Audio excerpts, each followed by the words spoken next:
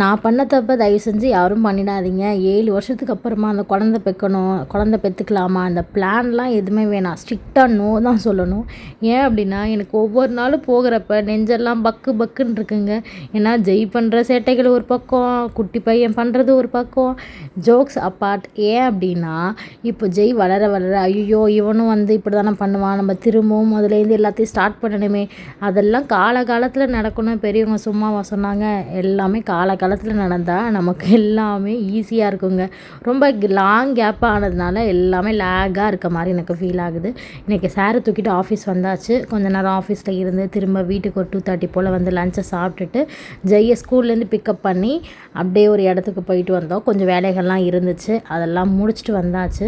என்ன தான் நம்ம ஊட்டி இந்த பிள்ளைங்களை வளர்த்தாலும் அப்படியே அச்சல் அவங்க அப்பா சாயலில் இருக்கும்போது ஒரு பக்கம் காண்டா தானே ஆகுது.